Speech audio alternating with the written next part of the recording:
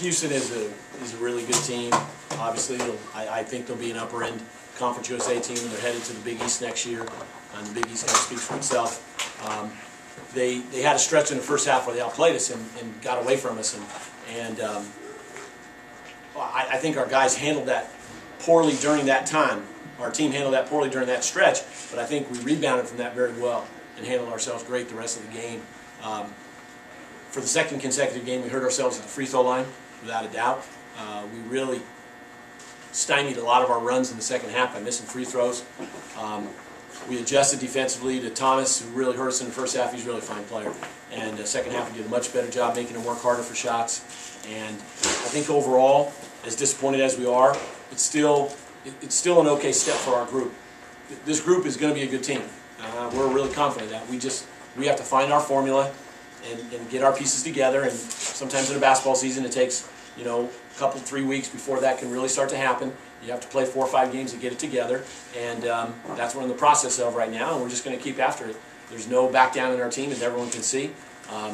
We're going to play it for 40 minutes, and we know by the end of the season we'll be a formidable basketball team. What was Houston doing defensively in the first half to give you guys trouble? Well, I thought that they did a good job of switching screens, and our guys weren't. We didn't do a good enough job coaching our guys to recognize that.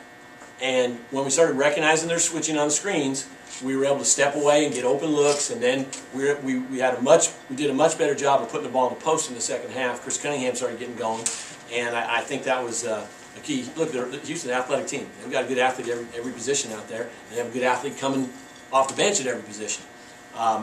So some of it was just adjusting to their athleticism. But once we'd settled in, we were able to create good looks for ourselves and much better shot opportunities in the second half. We didn't turn it over as much in the second half either, which made a big difference. What did you guys do differently to Thomas in the second half?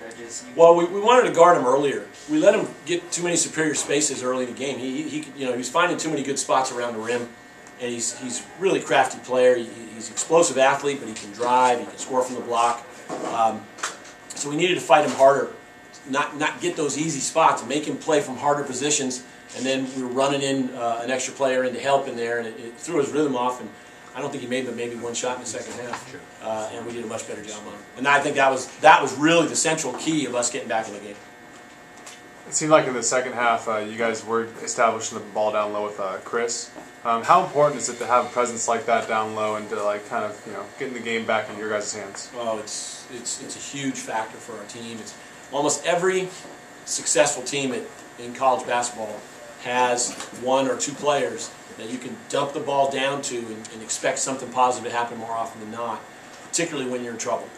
And I think we were able to do that in this game. We were kind of struggling at halftime. Second half, we were going to establish Chris, get him the ball, and I think it really, it was a 12, 14-point game for a long stretch, but had we made some free throws, had we gone to the final 5 minutes down 8 or 7, I think it could have played out a lot differently.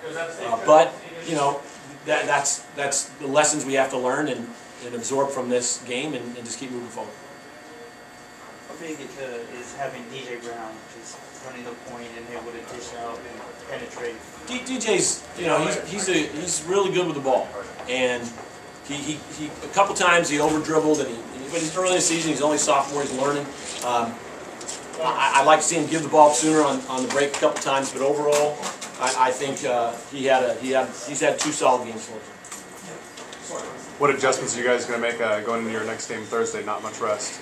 Well, this is a good practice for us in the non-conference, because during conference you have to play often 2 games in a 3-night span.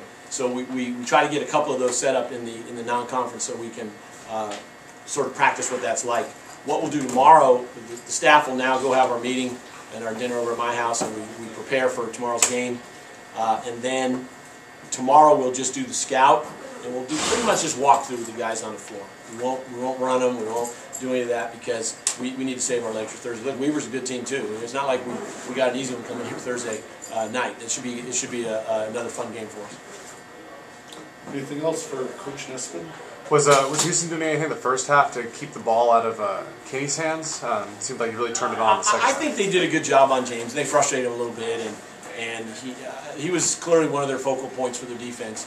But James is a good scorer, and good scorers just have to stay patient and know if I get my opportunities are going to come, and I'm going to convert them, and I just have to be more patient. He's a little frustrated, and we worked with James during the game on it. Don't get frustrated, just keep in there. You're going to get your opportunities. Okay, Coach, thank you. Thank you. We'll have Coach take it in here in a moment.